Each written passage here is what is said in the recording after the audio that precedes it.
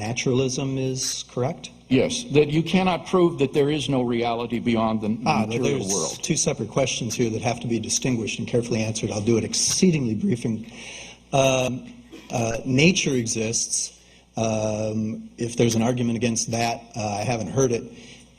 To argue that naturalism, therefore, is correct simply requires the additional view that none of the positive arguments for supernaturalism work. To declare that supernaturalism cannot be proven false is in itself not a positive argument for supernaturalism. Now, Dr. Shook, from those two premises that nature exists and that there is no bridge to a supernatural reality, do you really think that it follows that nature is all there is? That is the most reasonable conclusion remaining so far. By what logical rule of inference does that follow? It seems to me that from those two premises, all that follows is we don't know if there is something beyond nature.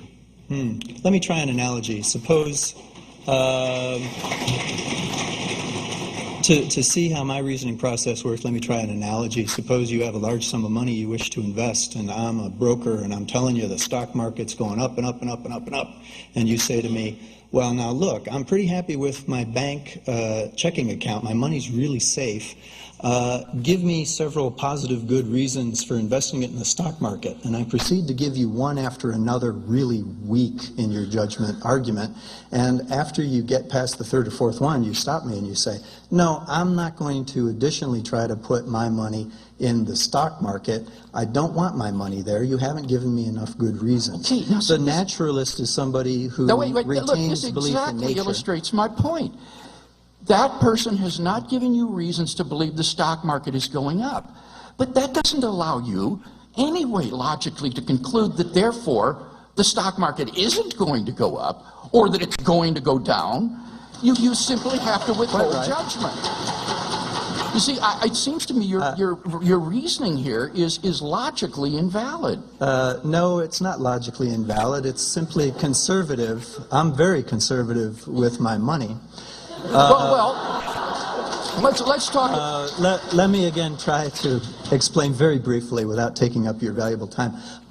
Look, suppose your stockbroker said, well, why are you so hesitant to invest money in the stock market? After all, you can't prove that the stock market won't go up. Should you say, well, come a day, I'm getting rich. I can't prove the stock market isn't going up. I'm going to get rich.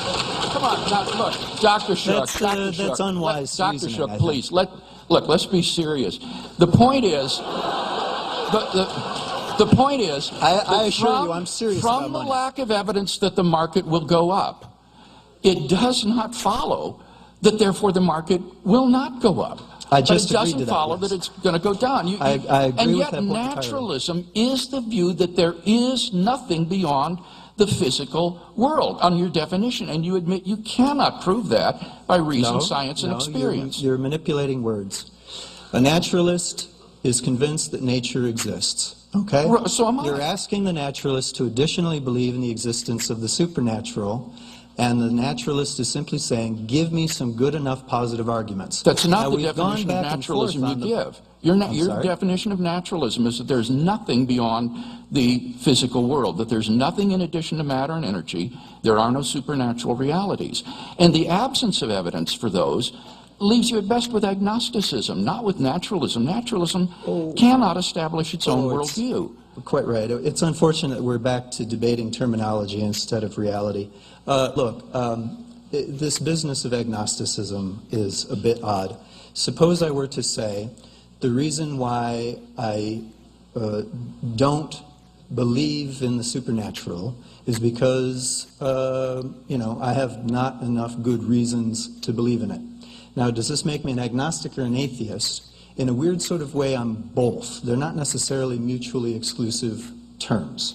An agnostic is somebody who cannot prove that supernaturalism is false, but again, that in and of itself is not a positive reason to go ahead and jump into the But has anybody offered in tonight's debate the claim that because you can't show supernaturalism to be false, therefore you should believe in supernaturalism? Who has argued that tonight?